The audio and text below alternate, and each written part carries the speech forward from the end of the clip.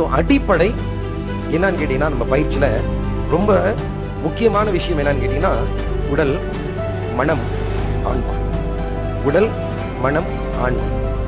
இந்த உடல், அதன் பிறகு ஆன்மா ஒரு நிலையை அடையணும்னா அடிப்படை இந்த மனதை நீங்க சரி கட்டணும். புதுசா வந்தவங்களுக்கு சொல்றேன், உங்க மனதுல இருக்கக்கூடிய இந்த வெக்கம், பயம், கூச்சம், கோபம், கவலை, வேதனையை நீங்க வச்சிருந்தீங்கன்னாக்க நீங்க சந்தோஷம் அடைய முடியாது.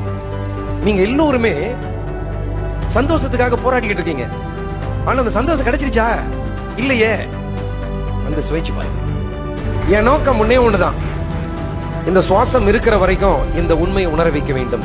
இதற்காக தான் மலேசியால இருந்து வர கடந்த 20 வருடமாக 20 வருடமாக பயிற்சியில 7வது நாள் அத்தனை பேருமே அந்த சந்தோஷம் என்ற உண்மையை உணர்ந்து போயிருக்க. சந்தோஷம்னா தற்காலிக சந்தோஷம் இல்ல, நிரந்தர சந்தோஷம் என்றால் என்னவென்று உணர்ந்திருக்க.